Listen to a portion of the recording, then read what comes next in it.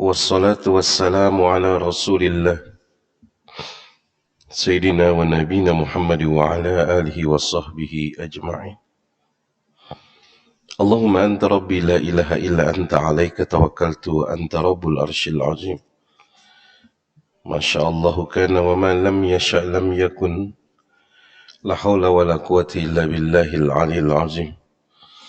أعلم أن الله على كل شيء قدير وأن الله قد أحاط بكل شيء علما. اللهم إني أعوذ بك من شر نفسي ومن شر كل دابة أنت آخذ بناصيتها إن ربي على صراط مستقيم. بسم الله الذي لا يضر مع اسمه شيء في الأرض ولا في السماء وهو السميع العليم. بسم الله الذي لا يضر مع اسمه شيء في الأرض ولا في السماء وهو السميع العليم. بسم الله الذي لا يضر مع اسمه شيء في الأرض ولا في السماء وهو السميع العليم. Segala kemuliaan dan keagungan hanyalah milik Allah. Kepadanya puji syukur, alhamdulillah terpanjatkan. Salawat dan salam bagi Rasulullah sallallahu alaihi wasallam. Berkah dan rahmat Allah senantiasa teriring bagi keluarga Rasulullah, zuriat Rasulullah, para sahabat, para tabi'in, para syuhada, para aulia, wali-wali Allah. Mudah-mudahan kita berataan pun mendapatkan keberkahan dan rahmat Allah selalu. Amin, Allahumma amin. Ala hadhihi niyah wa kulli niyatin salihah. Al-Fatihah. Bismillahirrahmanirrahim. Maliki yaumiddin. Iyyaka na'budu wa iyyaka nasta'in.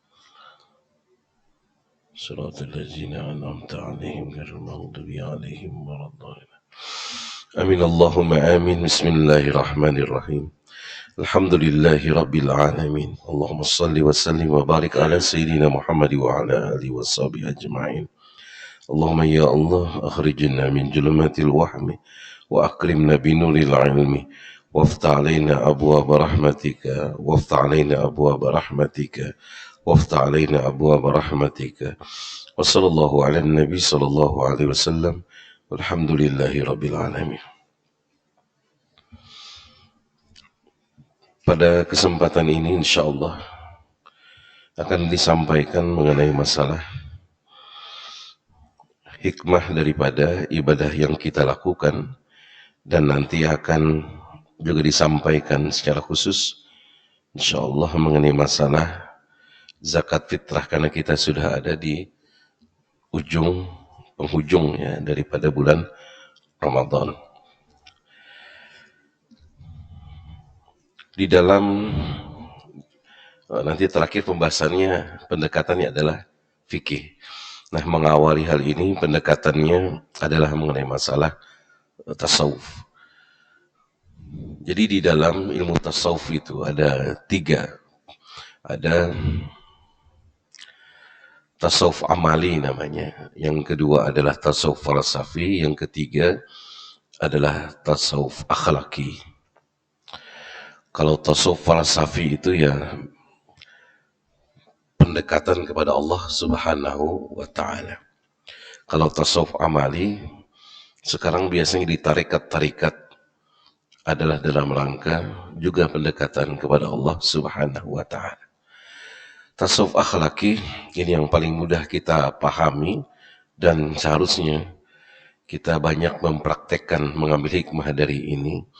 Juga pendekatan kepada Allah Ta'ala, tetapi melalui amaliyah harian yang kita lakukan.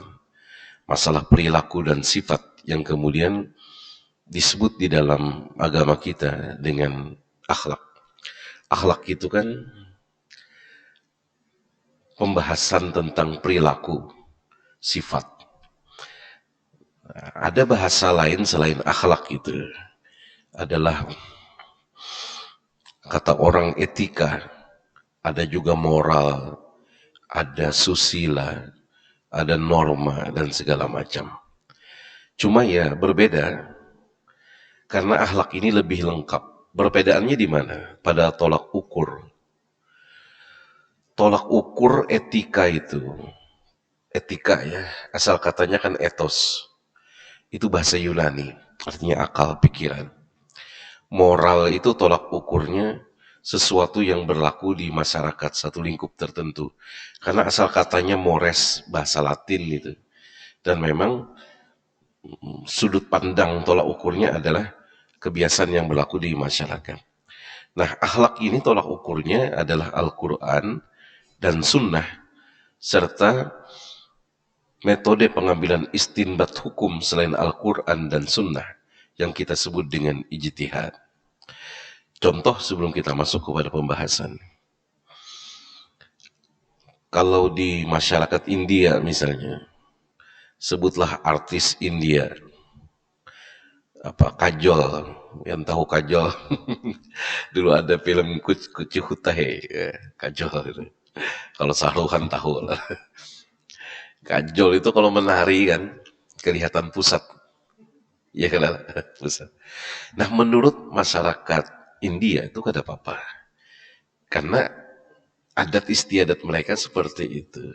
Kelihatan pusat gitu. Tapi kalau akhlak, nah kalau ukurannya akhlak, oh itu mazmumah, jelek. Kenapa? Karena aurat ya begitu. Karena aurat. Nah, itu moral, bedanya nanti dengan akhlak. Etika misalnya, etika. Pejabat-pejabat kita itu ada istilah standing party. Standing itu berdiri, party itu pesta. Seperti di taman, di mana-mana, ngobrol berdiri sambil memegang cangkir, begitu ya. Nah, beberapa waktu belakangan pengantinan-pengantinan di wadah kita nggak itu juga. Ada di kampung-kampung lagi tapi di gedung-gedung. Nah di gedung tuh biasanya terbatas kursi. Lalu makan minum berdiri. Secara etika orang mengatakan biasa saja.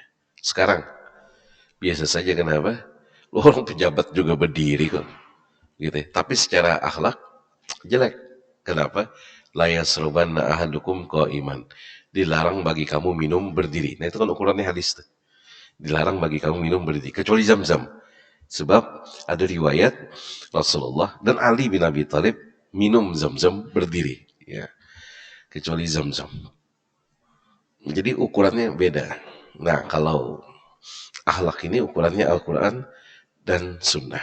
Tapi ada yang tidak dibahas pada Al-Quran dan Sunnah, ya dibahas pada metode-metode ijtihad hukum. Misal ya begini ya, misal. Kalau di Arab itu menyebut satu orang laki-laki kamu, itu anta. Kalau perempuan anti. Itu mau nang sepantar, mau nang lebih tua, anta. Oke. Kita aja yang bilang antum. Antum mau kemana Ustadz? Antum gak dikenal untuk satu orang di Arab. Kenapa kok kita pakai antum? Lebih sopan katanya. Padahal antum itu, ulun nih menyebut pian tuh antum. Karena banyak ya. Karena banyak. Ya di Arab nggak dikenal dalam bahasa aslinya seperti tetap anta. Dan itu kada ketulahan. Itu sama kayak bahasa bakumpai. Hikau kan kue. Hikau. Kamu. Kepada orang yang lebih tua maupun sepantar mau yang lebih anum hikau. Kita bilang nggak apa-apa. Ya, artinya bagus saja. Nah tapi dibawa ke dalam Banjar. Lalu ukuran dalam ijtihadnya apa? Uruf. Uruf itu sesuatu yang sudah menjadi kebiasaan nah, di masyarakat. Uruf. Misal ya, kuitan nih, memasak. Mak, mama, ya, nyawa masak apa mah? Gitu. Ujar kita dosa. Kenapa dosa? Sebab nyawa itu tidak sepandan dengan orang yang lebih tua, apalagi kuitan. Harusnya bepian dong, gitu kan. Nah jadi kalau dalam bahasa kita, kenapa disebut dosa nyawa? Gitu. Karena di Banjar mengenal istilah tingkatan itu. Pian, ikam, nyawa kan gitu ya. Maka dikatakan jelek akhlaknya. Nah, di dalam akhlak ini pada tataran tasawuf akhlaki, Imam Al-Ghazali menyampaikan bahwa seseorang tidak akan sampai kepada kesempurnaan bersifat dengan sifat kemuliaan milik Allah. Berakhlak. Ya. Kalau ia tidak melalui 3 tahapan. Tahapan itu adalah takhalli, tahalli, tajalli. Tahalli, tahalli, tajalli. Itu 3 tahapan. Tahalli mengosongkan diri dari nafsu-nafsu setannya. Tahalli mengisi diri dengan sifat-sifat terpuji. Tajalli tersiwak nur gaib. Begitu dalam pemahamannya. Tahalli, tahalli, tajalli. Nah, Islam mengajarkan segala sesuatunya. Islam mengajarkan segala sesuatunya kepada kita dengan sangat amat mudah. Kenapa? Pedomannya ada. Tadi Al-Quran dan Sunnah. Contohnya ada. Laqad kana lakum fi Rasulillahi uswatun hasanah. Contoh terbaik adalah Rasulullah. Caranya pun diajarkan kepada kita. Cara metodenya diajarkan kepada kita. Ya apa saja pokoknya dalam Islam itu awal yang baik, cara yang baik, akhir yang baik. Hatta masuk WC sekalipun. Anak masuk WC, kita berdoa, Allahumma inni a'udzubika minal khubuthi wal khaba'is. Awal yang baik, cara yang baik. Kaki kiri masuk ke dalam WC. Di dalam WC diatur bakame, buang hajat besar, jangan menghadap ke arah kiblat. Semua diatur dengan cara yang baik. Ditutup pun dengan cara yang baik. Keluar kaki kanan, gufronaka, ya Allah. Jadi awal cara baik. Nah, pola pembiasaannya ini pun diajarkan. Nah, pembelajarannya kalau dalam masalah ini tadi adalah melalui ibadah-ibadah yang kita lakukan. Salat, ibadah Ramadan. Ramadan ini ya puasa, zakat padanya kan, ibadah haji. Diajarkan semua ini caranya. Sehingga semua ibadah yang kita lakukan memiliki athar. Athar itu adalah bakas. Asarus sujud, jarang kan sering gitu ya. Bakas daripada sujud apa itu? Bakas gitu ya. Jadi memiliki bakas. Dan memiliki nilai yang disebut dengan hikmah. Kenapa harus ruku? Kenapa ya harus berjamaah? Kenapa? Itu ada hikmahnya. Nah, pada kesempatan ini insya Allah, ini dulu dibahas mengenai masalah ibadah-ibadah ini yang mengajarkan kepada tahalli, tahalli, tajalli. Kita ambil contoh Ramadan dulu. Ya tentu orang memasuki Ramadan adalah ia mengenal tentang keimanan. Sebab ia tidak akan bermakna kalau tidak puasa itu diiringi dengan iman. Man qama Ramadana, atau dalam satu hadis lain man shoma Ramadana imanan wahtisaban ghufira lahu ma taqaddama min dzambi. Nah, kemudian orang yang berpuasa menahan makan, menahan minum, menahan nafsu syahwatiyah. Ya, artinya ini membuang kebiasaan buruk di dalam diri yang disimbolkan dengan 3 itu. Itu kalau di dalam ibadah puasa. Kalau di dalam sholat, apa yang dilakukan sebelum sholat? Adalah ia berwudu. Berwudu bukan hanya menghilangkan debu, tetapi ini rasanya mata ini tidak pantas disujudkan kepada Allah. Melihat sesuatu yang tidak baik. Apa yang di mulut ini, apa yang di wajah ini, apa yang di hidung ini, apapun itu. Penciuman mungkin di saat kita ya memasak yang enak, tidak tahu ada orang lain yang lebih ya sebenarnya nggak bisa makan dia. Orang-orang sahabat kita, rekan-rekan kita di Palestina, di mana-mana gitu ya. Lalu kemudian kita lupa untuk bersyukur kepada Allah. Mulut ini siapa tahu berkata kotor, tidak baik, tidak pantas dibawa sujud menghadap Allah. Maka taubatkan itu dengan wudu, itu simbolnya. Pikiran, kepala kan roksun yang dibasuh itu. Siapa tahu ini punya pikiran sombong, angkuh, tidak pantas dibawa sujud menghadap Allah. Sampai kepada kaki. Karena itu doa selesai berwudu, Allahumma ja'alni minat tawwabin, itu terlebih dahulu, baru kemudian waj'alni minal mutatahhirin. Jadi taubatkan itu dengan wudu. Artinya membuang nafsu-nafsu syaitannya. Nah yang puasa, yang sholat temennya masalah udu dulu ini dalam tasawuf akhlak yang disebut dengan takhalli, pengosongan diri dari nafsu-nafsu syaitannya. Itu simbolnya. Kalau di dalam ibadah haji, setelah ia wukuf, waqafa yakipu berdiam diri, di mana di Arafah. Arafah mengetahui mengenal. Artinya masa di mana ia mengenal dirinya, sehingga keluar istilah daripada sahabat itu, man arafa nafsahu faqad arafa rabbahu. Semakin ia menyelami dirinya, semakin ia mengenal Allah Rabbnya. Nah setelah ini, ia sudah tahu siapa dirinya, siapa Tuhannya, bahkan siapa musuhnya. Bahkan ia tahu tentang siapa dirinya dan apa dirinya ini. Sombong kah, baik kah, apa segala macam, baik. Berangkat kemudian menuju Mina. Tapi melalui Musdalifah. Untuk apa? Mabit. Di Musdalifah apa yang dilakukan? Memilah dan memilih batu untuk dilontarkan di Mina. Nah inilah masa identifikasi diri jalur Allah ini. Memilih dan memilah. Mana yang baik, mana yang buruk, mana yang hak, mana yang batil, mana yang menjadi musuh, mana yang harus jadi kawan, begitu ya. Berangkat kemudian ke Mina, apa yang dilakukan di Mina? Melontar ia di jamarat. Bismillahi Allahu Akbar. Kada iblis setannya di dalam jumroh gitu, mah. Bapak, jadi iblis binjol bener di situ kalau keluar. Maksudnya bukan itu maknanya. Tetapi setelah identifikasi diri, oh aku ini orangnya sombong, oh aku ini orangnya angkuh, oh ini aku orangnya, itu dilontar semua setan dan iblis, kesombongan, keangkuhan, kezoliman, apa segala macam. Bismillahi Allahu Akbar. Di jumrah yang 3 itu. Bismillahi Allahu Akbar. Ada yang kecil, ada yang besar, ada yang ya. Dilontar semuanya. Apapun yang jelek di dalam diri kita itu. Setelah era identifikasi. Sehingga orang yang haji mabrur, ia kembali bersama masyarakat berkumpul, ia tidak lagi bawa sifat-sifat kejelekan itu. Kata mau pengimbah haji kemudian sombong.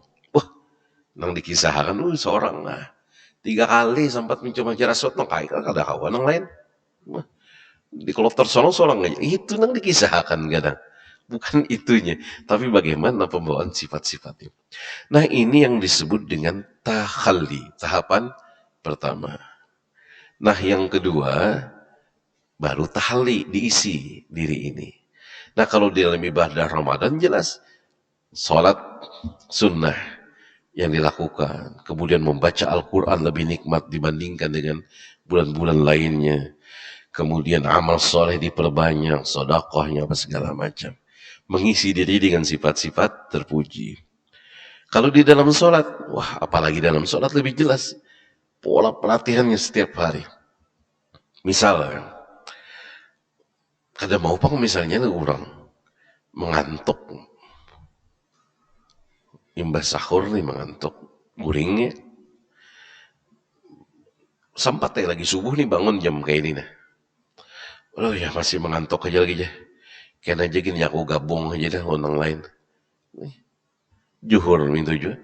Tanggung gabung aja waktu isya ya. Ada lah orang lain. Lalu orang kayak musodik. Tahu musodik? Yang sesat yang ada di Malang dulu yang ditangkap itu. Nah menggabung seluruh salat di waktu isya. Sholli fadlal isya'i wal maghribi wal asri wal zuhri wal subhi. Rokataini bilang. Lillahi ta'ala. Musodik. Sesat ya. Ya, kalau boleh itu tanggung kan, jangan boleh. Sholli fadlal isya'i wal maghribi wal asri wal zuhri wal subhi wal tahajjuti wal duha'i wal hajati wal tarawi wal hadiyah wal tasbih wal duha'i. Rokata ini lillahi ta'ala. Ya kan boleh. Apa artinya yang dilatih? Kedisiplinan kan? Kedisiplinan. Jadi isya di waktu isya, subuh di waktu subuh, asar zuhur di waktunya. Kecuali yang musafir kan memang begitu. Yang dilatih adalah kedisiplinan. Nah, ada sembahyang isya, ada sembahyang subuh, ada sembahyang ini. Aja Allah paham aja kalau seorang nih haur benar. Lalu sembahyang zuhur serakaat aja. Nah mau. Kada di jono melihatnya. Bini kadeda deh, anak kadeda, seorang di kamar juga seorang paham menjauh aja. Allahu Akbar serakat, udah mau. Pastinya menggawi empat. Yang dilatih apa? Yang dimasukkan ke dalam diri adalah kejujuran. Jamaah adalah kebersamaan. Nah ini yang dimasukkan ke dalam diri. Allahu Akbar. Tidak ada alasan bagi setiap muslim tidak semangat menjalani hidup ini. Belum lagi bacaan Al-Fatihahnya, hikmahnya, belum lagi surah-surahnya. Ruku, subhana rabbil azim wa bihamdi. Nah yang dimasukkan ke dalam diri ini sifat rendah hati. I'tidal, sami Allahu liman hamidah. Selain keteguhan hati, yang dimasukkan adalah sami'a, misalnya sami'a, Allah maha mendengar, Allah maha empati. Jadilah orang yang berempati terhadap orang lain. Sujud subhana rabbil a'la, milikilah tinggi-tinggi cita-cita kita itu. Kemudian sujud ya mengajarkan kepada kita bahwa ketawaduan, masukkan nilai ketawaduan. Nah, ini kalau di dalam tahap yang disebut dengan tasawuf akhlak, tahapan kedua, apa itu? Tahalli, memasukkan nilai-nilai itu ke dalam diri. Nah, kalau di dalam haji, selesai daripada ia melontar, ia tawaf. Tawaf ya, bertawaf mengelilingi Ka'bah. Tawaf adalah tanda ketundukan kepada Allah. Tawaf itu tanda ketundukan. Apapun ditawafkan oleh Allah. Pian mau memikirkan apa yang tidak bertawaf sulit. Coba kalau ditakuni lah. Tawaf itu ingat, satu dikelilingi. Gitu tawaf ya. Mengelilingi satu hal itu tawaf. Apa yang kira-kira kada bertawaf dari makhluk Allah ini? Ada orang menjawab jin ya. Setan yang ada dapat bertawaf lah. Pokoknya selawas jineng itu, setan tuh ada masih di muka bumi ini. Berarti umat bertawaf tuh mengelilingi matahari. Bertawaf juga. Jadi jangan pikirkan apapun makhluk benda di atas dan di dalam bumi deh. Karena bumi bertawaf mengelilingi matahari. Jadi di luar sana pikirkan apa? Keredai. Pian kalau pada hendak tunduk kepada Allah, kada usah umat bertawaf. Oh hidup di mana? Bulan dia bertawaf mengelilingi bumi kan gitu. Jadi sholat kita pun itu gerakan tawaf. Sholat ini, ya. Setelah Khawarizmi Al-Jabar menemukan bilangan angka 0 itu. Nah kalau dulu kan ditakuni Rasulullah kenapa sholat seperti itu? Jawaban Rasulullah, shollu kama ra'aitumuni usolli. Sholatlah sebagaimana aku sholat. Ali paham betul. Kelak akan terkuak tentang rahasia gerakan sholat. Ya betul. Belakangan kita paham setelah ditemukan bilangan angka 0 dan derajat.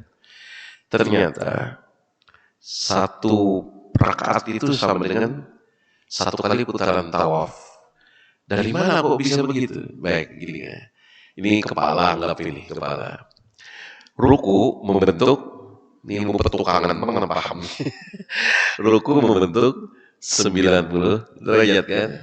Pokoknya satu lingkaran itu 360 derajat. Nah dibagi 4 kan bentuk ruku nih. Nah 90 derajat. I'tidal kembali kepada 0 derajat. Sujud 90 ditambah separuhnya 45. Jadi 135 derajat. Duduk di antara dua sujud. Nah, boleh ke 0 derajat. Sujud kedua 135 derajat. Imbah ini kan bisa duduk, imbah ini bisa berdiri, gitu ya. Kalau digabung jumlahnya 90-nya ruku tambah 135 sujud pertama tambah 135 sujud kedua. Bukankah 360 derajat? Berarti satu kali putaran tawaf ya. Satu kali lingkaran.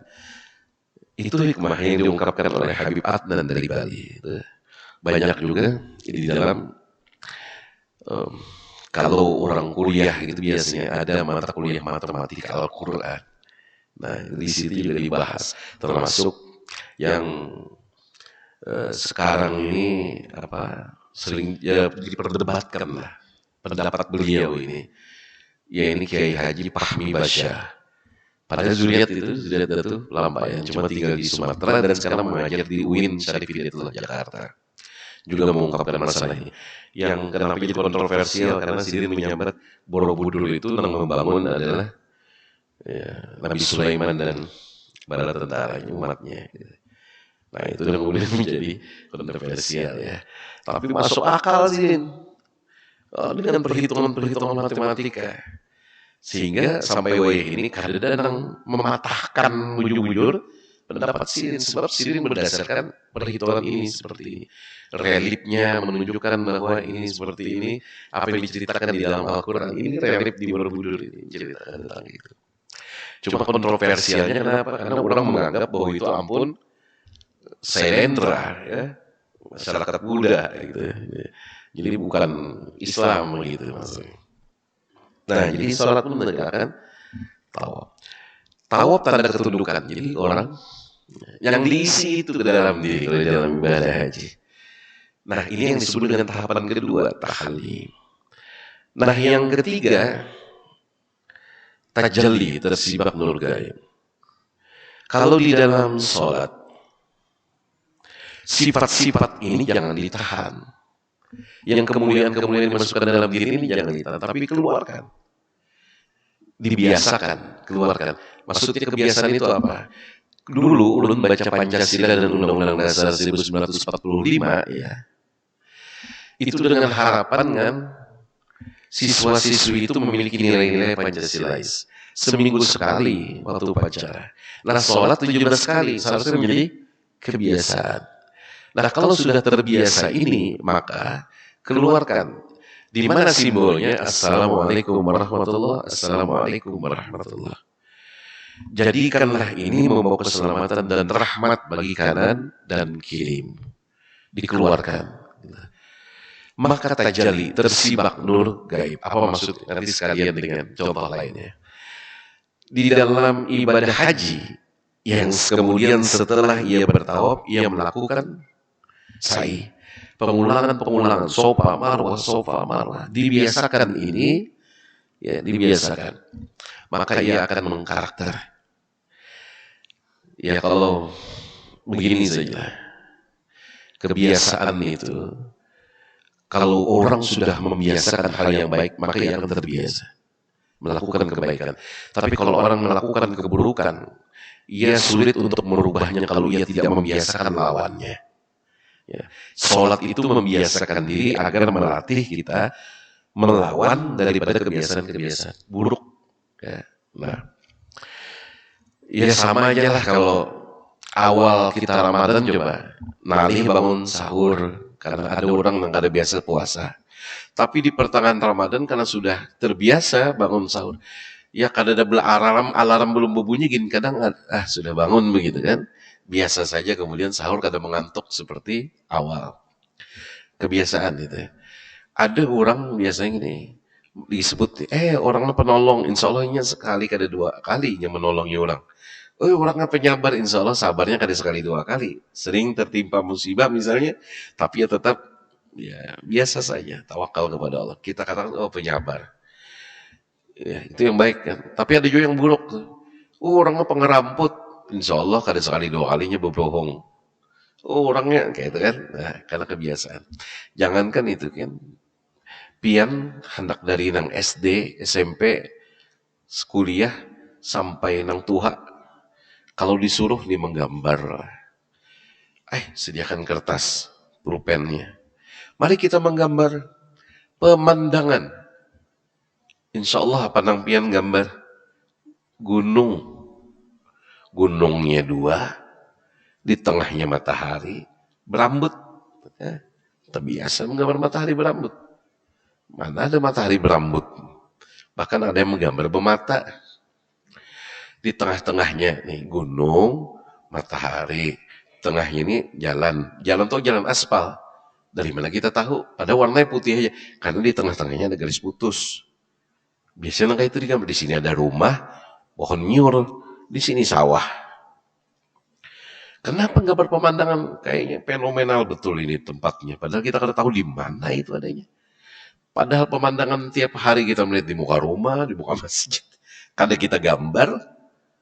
Kenapa menggambar gunung? Karena nih, dari pembiasaan saat halus sampai ini melekat. Ya, jadi dibiasakan. Nah, simbolnya sa'i, sofa, diulang, maka ia akan menemukan tajalli, tersibak nur gaib. Coba lihat, orang-orang kalau bersifat mulia, orang yang sabar, lemah lembut, pemurah, mendekatkan diri kepada sifat-sifat Allah. Sifat-sifat yang mana maksudnya? Bukan sifat 20, sifat di dalam asma Allah al-husna. Kalau kita salah menyangka, Allah ar-Rahman ar-Rahim. Nah, kita mendekati itu memiliki kasih dan sayang. Pusatnya, intinya milik Allah, ar-Rahman ar-Rahim. Allah as-Sabur, dekati itu. Kecuali dua ya, al-Azim dengan al-Mutakabbir. Sebab di dalam hadis itu sudah disebutkan, al-izamah izari wa man nazi'uni bihima qasamtu. Jadi al-kibriya ridai wal izamah izari faman nazi'uni bihima qasamtu. Kesombongan itu selendangku, ya Allah. Ini adalah kainku, siapa yang mengambilnya daripada diriku, aku hancur leburkan ia. Cuma hikmahnya kemudian baliknya, kalau Allah al-Mutakabir berarti kita harus tawadu. Semua mendekat kepada sifat-sifat Allah. Nah, manakala seseorang memiliki sifat-sifat kemuliaan ini, dan ia saat itu menjadi khalifatullah, khalifah Allah di muka bumi untuk menyebar sifat-sifat ini, maka ia akan dimuliakan. Orang lain akan senang kepada tawadunya, kasih sayangnya, sabarnya, lemah lembutnya. Orang akan senang. Tapi bukan orangnya sebenarnya. Sadar maupun tidak sadar, karena sifat-sifat kemuliaan. Milik siapa itu? Allah. Lalu siapa yang menjadikan ia mulia, dihormati segala macam? Bukan dirinya. Allah. Tersibak nur gaib. Nah. Jadi kalau sifat-sifat ini sudah dibiasakan. Ya, mohon maaf ibu-ibu ya. Pian ibu-ibu bisi kawan. Kayak apa aja kawan ini cantiknya. Kalau ini ahlaknya kada baik, tukang gosip, menggosipi pian, tukang fitnah. Kayak apapun pian kada senang. Kayak apapun cantiknya. Bahkan ada orang pada beri muar aja. Gitu ya, baik. Nah, itu akan dihormati. Nah, kalau di dalam ibadah puasa, yang sifat-sifat kemuliaan ini jangan ditahan. Lalu apa? Dizakatkan. Zakat itu namanya fitrah. Dikeluarkan fitrah, sesuatu yang murni dari Allah Subhanahu wa ta'ala. Fitratallahi allati fatarna 'alaiha, yang dengan fitrah Allah itu Allah memberikan fitrah itu kepada manusia. Sumbernya adalah Allah. Kok diberikan kepada manusia? Iya, itu yang menyebabkan kemudian para malaikat sujud kepada Adam. Malaikat sujud bukan kepada fisiknya Adam, tetapi kepada sifat-sifat kemuliaan milik Allah yang itu diberikan kepada. Kalau sujud kepada fisik, musyrik, kafir. Jadi memandang kepada sifat. Nah, iblis tidak mau sujud, aba wastakbar, itu karena iblis memandang Adam ini dari tanah. Lebih mulia api daripada tanah.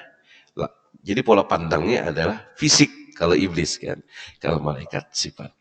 Nah, sifat-sifat yang ada di dalam diri itu yang contoh ya, kenapa jadi itu dikatakan fitrah. Begini misalnya.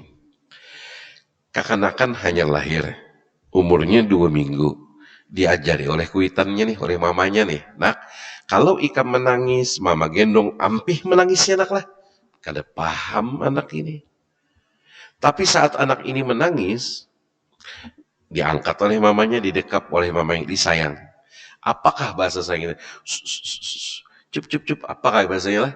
Yang pasti ini diangkat, ini bentuk kasih sayang. Berhenti tangisnya. Apa yang ia rasakan? Rasa aman, rasa nyaman saat didekap. Ada kada diajari? Kada diajari. Kalau didekap, digendong, nyaman, nakaikam nyaman, kada. Tapi yang merasakan itu. Artinya fitrah itu sudah ada. Fitrah. Buktinya ya, lagi kalau kita misalnya, ada tetangga berantem. Lain kita kada berantem. Kenapa kita kada nyaman? Sebab fitrah Allah, Ar-Rahman Ar-Rahim itu lagi dilanggar tuh. Kada ada sifat kasih sayang, ada amarah tuh, dia emosi itu berdua, kada nyaman gitu. Atau ada tetangga, hari ini, ini ambil sandal. Isuk di masjid, sandal hilang. Lain sandal kita, Tapi kita merasa kada nyaman, kenapa? Sifat Allah Al-Mu'min lagi dilanggar oleh si maling gitu deh. Kada nyaman kita melihatnya, mendengarnya. Sifat Allah yang maha mengamankan itu lagi dilanggar. Maka dizakatkan, dikeluarkan. Maka engkau akan menemukan diri di dalam fitrah. Hari di mana engkau kembali kepada Allah. Dalam bahasa kita tuh kembali kita kepada suci, yang disebut dengan Idul Fitri. Kalau di dalam sholat, ya, maka engkau tertib, selesai seluruh. Kalau di dalam haji, maka engkau tahallul, selesai ibadah haji. Tiada kuasa aku menunjukkan bahwa hanyalah Allah yang maha kuasa. Nah itu Imam Al-Ghazali mengajarkan kepada kita tentang bagaimana memaknai setiap ibadah yang kita lakukan. Sehingga bukan hanya seremonial belaka. Seremonial itu, ini diajari kita, disuruh oleh Ustadz sembahyang. Tapi kada tahu hikmahnya kenapa jadi sembahyang kayak itu. Disuruh puasa. Kenapa kamu puasa? Karena disuruh agama. Paling kayak itu aja alasannya. Kenapa kamu puasa? Kenapa sih jadi menahan lapar? Maka harus pandai mengambil hikmahnya. Maka kalau orang sudah seperti ini dalam tasawuf akhlak, ia akan mendapatkan kesempurnaan berakhlaknya. Kenapa disebut seperti itu? Ya, kalau ia belum pernah melalui tangga pertama, ia tidak akan sampai. Contoh ya, awal menikah, terbiasa hendak guring laki bini ini, si istri dicium keningnya oleh suami. Hendak guring itu dicium. Mengucapkan selamat guring, jangan lupa doa. Guring berdua. Kadang saling senyum, tahu-tahu tuh guring. Saling senyum berarti berhadapan-hadapan begitu.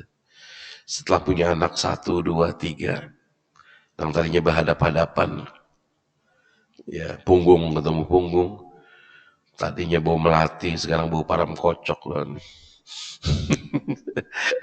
Yang dulunya mencium kening, boro-boro mencium, gitu. Ya, ada mencium apa-apa, guring berdahulu, ya. Tapi rasa itu masih ada. Kalau kita cinta, karena sifat, karena fisik berubah. Kalau orang memandang fisik mudah selingkuh. Kenapa? Pola pandang dipakai setan.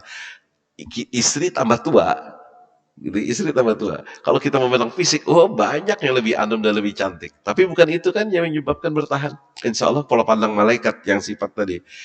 Kenapa Ruhuilah hayu sampai tua kain ini? Insya Allah karena sabarnya, karena lemah lembutnya.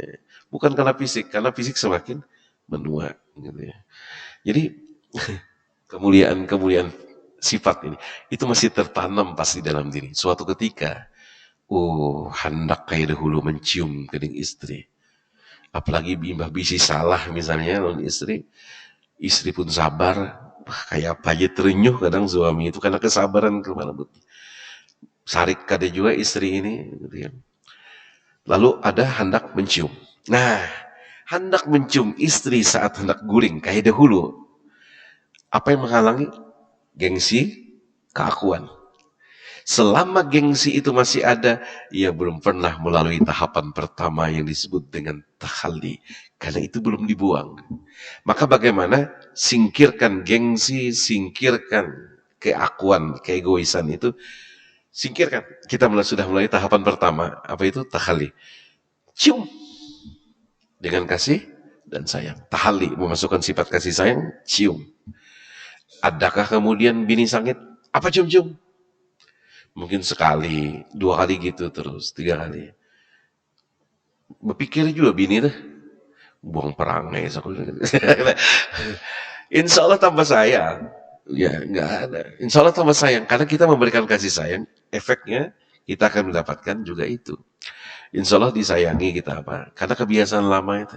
Karena biasa jalan dahulu nang model dahulu begandeng, sekarang digandeng istri jalan. Apa mengikuti? Nah. Supan bini. Berarti bini pun belum pernah melalui tahapan pertama karena masih supannya belum dibuang. Tinggalkan itu, suami merengkuh tangan istri, tinggalkan supan karena ini halal, suami istri kan. Eratkan jemari itu di tangan suaminya.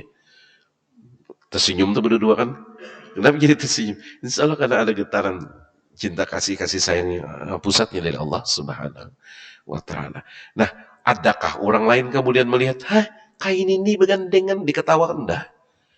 Yang ada kadang muncul, ya Allah, si Dinda mengiu ding ding dia tiding ya, begini.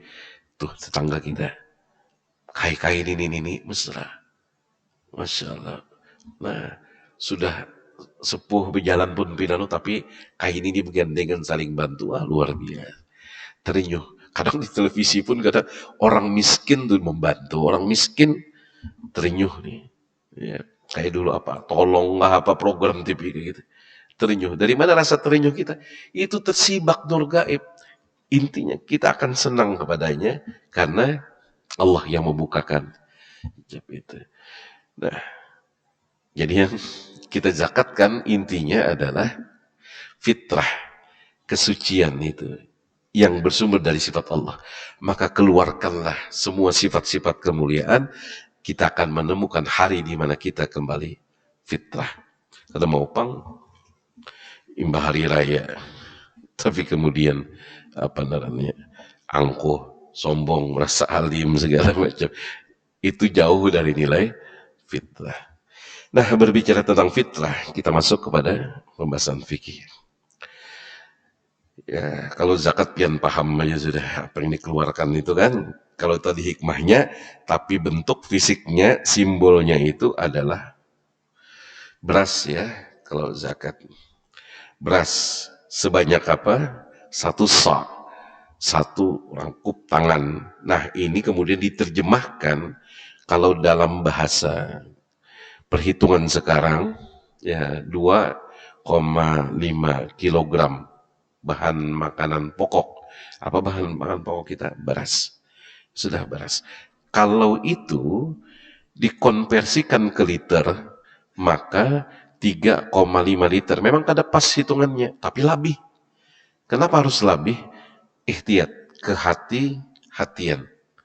Kayak sama aja kayak waktu azan. Jadi sabila tuh 2 menit sebelumnya sebenarnya sudah masuk waktu berbuka puasa.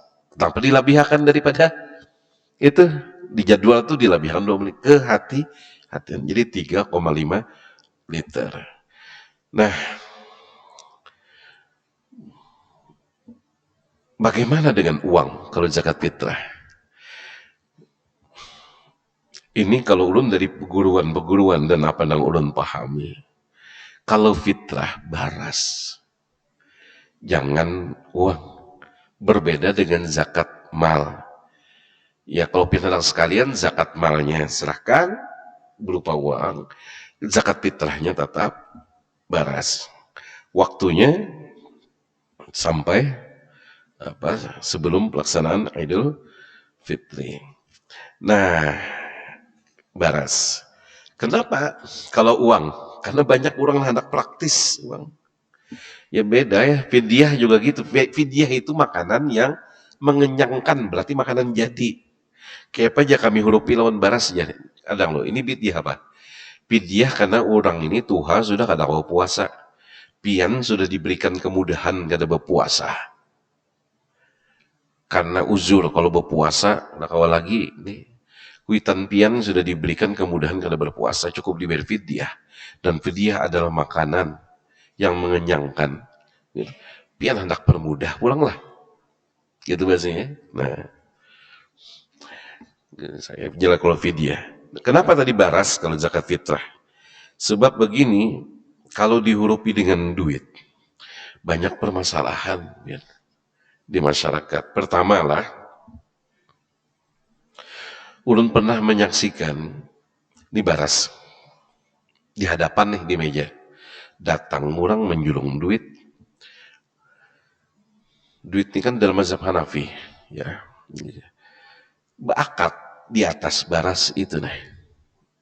Nah, selesai, datang lagi berikutnya, barasnya kada kemana-mana. Bakat di atas baras itu. Berarti kan akad nang jual beli baras itu baras orang tadi. Ampun orang nang zakat dijual lah, kayak itu bahasanya. Jadi jangan nang model kayak itu pertama. Sebab la tabi ma laisa indaka. Hadis riwayat Abu Daud. Janganlah engkau menjual sesuatu yang bukan milikmu. Yang kedua sekarang, kalau nang kayak itu kita menyediakan ya baras. Maka ada masjid yang seperti ini. Kalau di sini insya Allah sudah tertata ya. Ada masjid yang seperti ini kemudian. Masjid yang menyiapkan baras. Jadi kada bakat di atas baras yang tadi. Masjid menyiapkan. Tuh, mungkarlah masjid ya. Masjid lah. Ya. Ditakuni, duit siapa? Duit masjid. Duit apa itu? Infak? Sedekah? Masa memperjualbelikan duit infak dan sedekah? Maka nungkar ya duit masjid. Duit masjid berarti duit bisa wakaf orang, bisa infak orang, bisa sedekah orang. Maulah menjual duit infak orang kepada orang lain. Maka yang ini agak sulit pemahamannya untuk bisa dibenarkan. Wa inallaha idza harrama ala qaumin akla syai'in haramun alaihim samanahu. Sesungguhnya Allah jika mengharamkan atas suatu kaum memakan sesuatu maka diharamkan pula hasil penjualannya. Abu Daud dan Ahmad. Nah sekarang baik, ada juga orang nang kada bakat di satu tadi, salah satu panti yang pernah melihat. Ini diantar sudah. Masuk akal. Ini baras apa? Makanya kamu lakukan itu mayang. Yang kedua berikutnya. Pian baras apa? Unus. Ambilkan nang baras unus ya. Nang zakat orang tadi itu juga. Tapi nang unus dipisah-pisah ya, ambil. Bakat di situ anak lo. Kada mau juga nang kayak itu. Sama aja nang kayak pertama tadi lah. Baik. Nah, berikutnya kalau tadi masih 3 sudah masalah lah. Nang keempat nih. Jika uang itu perorangan, lain masjid yang menyediakannya, perorangan. Ada orang yang menyediakan, tapi di masjid anakannya, ya kan? Di masjid anakannya, perorangan. Belum tentu beras yang disediakan itu pertamanya sesuai dengan apa yang dimakan paling banyak oleh muzaki ini. Ambil beras, nih, ambil satu. Walaupun dipisah ya, imbah nang akadnya dipisah ke sebelah sana. Nah, beras yang disediakan ini beras unus misalnya. Tapi nang datang nih beras orang nih makan paling banyak beras Jawa. Bakat di beras unus nang disediakan tadi. Kada pas pulang. Ya beras apa gerang nang paling yang dizakatkan adalah yang dalam pemikiran kita paling banyak kita konsumsi selama 1 tahun beras apa. Kan pasti campur, pian di warung ini makannya ini. Warung Padang ini makannya misalnya nasi Jawa. Pian pernah makan di haulan orang, itu nasi dolok biasa. Berarti campur ya. Nah, menurut kita yang paling banyak apa? Yang kita makan tuh beras apa? Gitu. Yang tukaran di rumah tuh biasa tahu kita. Mbah itu pulang yang kelima. Khawatir fitnah muncul bagi amil. Misalnya, kada besar nih. Amilnya ada 5 orang. Terkumpul misalnya masalah duit ini sampai 50 juta. Ujar amil, baras tuh bagi aja. Kita duit aja ya. Berapa seorang? 50 juta, amilnya berlima. 10 juta seorang. Kadakah menjadi media bisnis. Nah, kita duit aja. Ya anak jumlah baras ambil aja sesuai. Nah, baik. Itu bilang khawatir menjadi fitnah. Yang keenam, jika disediakan kemudian bermacam-macam baras, tadi kan satu baras saja. Sekarang disediakan bermacam-macam jenis beras yang disediakan. Maka disediakan lain masjid lah oleh perorangan. Siapa gitu. Maka ini pas kalau itu dilakukan, disediakan di luar lingkungan masjid. Di luar lingkungan masjid. Kalau di dalam atau di sekitar, ya anggap itu bagian dari masjid, maka tak kena pulang hukum yang lain. Apa itu? Dilarang berjualan di dalam masjid. Maka kadang ulun itu, kadang protes, dan ini wani lo mau protes di lingkungan. Misalnya di masjid kami di Marabahan Nurul Anwar, Masjid Hijau itu. Ada orang datang, tokoh, ustadz besar nasional. Kadang dulu, lihat dulu dari anu si Dini, kenapa jadi hendak mana di masjid kita nih. Oh, sini berjual banyu ini ya, kada boleh. Kayak apa aja tokohnya, kada boleh. Kenapa? Berarti kita membolehkan mereka berjualan di dalam masjid. Karena dibawa minuman itu ke dalam masjid. Kada boleh gitu. Kalau ceramah aja, jangan berjualan. Ya. Kadang ada yang saya ceramah berjualan. Kada boleh di dalam masjid. Itu jelas hadisnya, hadis riwayat Tirmizi itu. Idza ra'aitum man yabi'u aw yafta'u fil masjidi faqulu la arbahallahu biharataka. Apabila engkau mendapatkan orang yang menjual atau membeli di dalam masjid, maka katakanlah kepadanya, semoga Allah tidak memberikan keberkahan dan keuntungan pada perniagaanmu. Nah, jadi itu solusinya dah. Suruh jamaah membawa baras. Kalaunya membawa duit, maka tukar dulu pian baras apa nang piannya nah. Tuh nah kami sudah mendatangkan orang nang menjual baras di mana tuh di Bunga Pagar. Bunga Pagar. Nah, anyar pian bawa ke sini kita bakar beras. Tapi sebagian masih ada yang menerima duit. Itu dalam mazhab Hanafi. Cuma itu tadi Bang permasalahannya. Itu kalau fitrah. Ya, fitrah. Nah, bolehkah misalnya di dalam pagar? Tergantung pemahaman pian tentang masjid. Tergantung pemahaman pian tentang masjid. Apa itu masjid? Kalau perluasan masjid itu dianggap bagian daripada masjid, lah perluasan masjid, maka di luar itulah. Misalnya begini, sembahyang di Madinah, sembahyang arba'in, 40 waktu. Nah dulu kan bangunan masjid pada zaman Nabi itu ya nang raudhah tupang. Wah ini kan perluasan. Jauh lebih luas daripada nang raudhah dari kemana-mana. Kalau pian menganggap bisa di Babus Salam itu bagian daripada masjid, Babus Salam paling ujung misalnya, muka bagian daripada masjid, maka sampai situ kada boleh untuk berdagang. Maka kita lihat masyarakat di sana berdagangnya di mana? Di luar daripada pagar. Karena di dalam pagar pun masuk bagi masyarakat Madinah masuk kepada lingkungan masjid. Buktinya ya masuk dalam lingkungan masjid. Buktinya di situ masih dilaksanakan pelaksanaan sholat Jumat sampai ke sana. Jadi masuk hitungan masjid.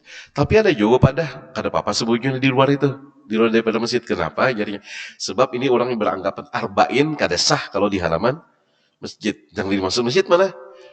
Ya bangunan itu tuh Bang. Oh ya. Jadi ada beberapa pendapat. Nah, jadi memang ya riskan ya kalau itu masalah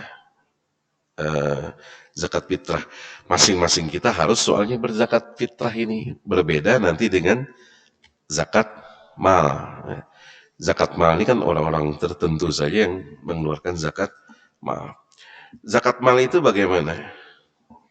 Zakat mal ini kan banyak ya, ada hewan ternak, ada hasil pertanian, emas, perak, perniagaan. Nah, yang paling banyak kalau di perkotaan seperti ini yang bekerja kantoran segala macam. Berapa zakat mal yang dikeluarkan? Perhitungan zakat mal dengan mengalihkannya 2,5% dari harta yang sudah mencapai nisab dan sudah 1 haul. Misalnya begini misalnya. Nisab itu atau syarat jumlah minimum zakat mal adalah 85 gram emas. 85 gram emas. Jika harta ini 1 haul tatahan sampai hitungannya 85 gram emas harganya itu, tatahan 1 haul ya, maka itu harus dizakatkan. Misal begini ya, berapa harga emas? Ulun mulai ilustrasi ini contoh saja ya. harga emas per gram misalnya 900.000. Entah sekarang berapa, 917 sekarang, ya, nggak tahu. 6 bulan tadi ya, 900 tadi. Ya. Maka batas nisabnya adalah 900.000 kali 85 gram. Sama dengan 76.500.000 rupiah. Jadi kalau ada harta kita sejumlah 76.500.000 rupiah ke atas, berarti sudah kena zakat. Kalau harta itu tak tahan 1 tahun.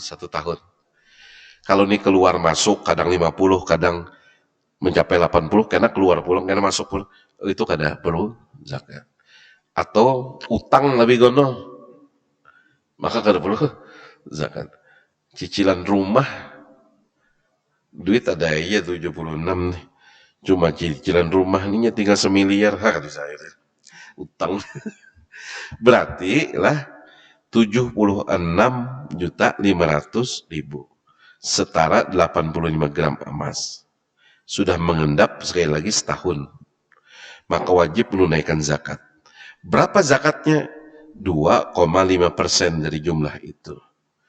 Sebagai ilustrasi, Bapak Ahmad bekerja sebagai apa itu misalnya? Dengan gaji sebesar 10 juta per bulan. Berarti dalam setahunnya mendapat 120 juta. Nah, kemudian harta ini mengendap nih. Maka besaran zakat malnya adalah 120 juta kali 2,5%. Sama dengan 250.000 per bulan ya. Kalau hitung per bulan nih. Berarti zakatnya berapa tuh? 3 juta per tahun. Ya. Jadinya ada 2 pendapat. Zakat mal itu ada yang disebut sebagian wahini nih, zakat profesi jadinya. Kada perlu menunggu 1 haul. Zakat profesi tetap dikeluarkannya sebagai zakat. Tapi yang asli bujur-bujur itu yang menunggu 1 haul terendap. Nah, tadi ya. Nah, ini aja yang mungkin masalahnya. Masalah zakat. Yang penting zakat fitrah tadi itu, Bang. Karena masih banyak yang uang, tapi ya menyampaikan aja nih, karena memang ada orang hendak praktis pengennya lah. Kita ini sudah dipermudah hendak praktis. Gitu. Seorang ini kan di perjalanan ya, karena malam kan abdolnya itu menjelang loh aja. Berarti kalau menjelang tuh seorang di perjalanan kan sih di masjid mana kadang, julung duitnya paling praktis deh. Lanjut lagi perjalanan. Oh, kenapa kada disediakan sebelum perjalanan kan barang banyak. Nah, sudah. Tambah pulang lah baras ya. Membawa. Sudah tahu lah ini. Cari abdol waktunya, tetapi tidak abdol caranya. Padahal seminggu sebelum hari raya gini kau, udah abdol tuh ya pulangnya sudah. Anak dibahas panjang. Biar memilih abdolnya, tapi duit kan lebih ini lebih diperlukan masyarakat ya. Lain zakat fitrah nih, maksudnya lain tuh kayak apa? Kalau zakat mal itu masih kawo oleh badan amil disimpan, artinya dikeluarkan kayak lagi ya. Kalau zakat fitrah sebelum daripada pelaksanaan Idul Fitri terbagi sudah. Jadi masjid-masjid badan amil itu memiliki list naran siapa yang ia berhak untuk menerima ini di lingkungannya dan di masyarakat sekitar. Jadi tutup misalnya jam 11-12 malam. Waktu itu juga bergerak tuh untuk menyerahkan sebelum pelaksanaan Idul Fitri kalau ditahan. Nah, kalau duit bahaya ini bagi amil, makanya amil itu berat. Ditahan oleh amil kan aja gini ya, bayar aja kita itu zakat orang. Gitu ya. Itu kayak sama aja ya model orang berinfak sedekah di masjid. Kadang diumumkan jumlah 1 miliar, 2 miliar sekian. Di mana duitnya? Di bank. Duh, tertahan. Awas itu infak, wakaf, sedekah orang di bank. Gunakan segera untuk keperluan masjid gitu ya, supaya jalan pahala orang ini jalan, bukannya di bank. Makanya contoh nasional itu seperti Jogo kalian ke depan kayak di mana kita nih gila-gila yang saldo diumumkan selalu nol. Ya, masjid ulun seorang di masjid Jamil, banyak masjid ulun seorang itu aja dikadang diumum sekian juta, 100 juta, sekian ratus juta gitu ya. Khawatirnya memang itu tidak tersalurkan secara cepat. Zakat, infak, sedekah orang. Baik, sampai di sini mohon maaf terlambat. Akhirul kalam, billahi taufiq wal hidayah wal hidayah wallahu muwaffiq ila aqwamit thariq. Subhanakallahumma wa bihamdika asyhadu an la ilaha illa anta astaghfiruka wa atubu ilaik. La ilaha illallah. Al-Fatihah.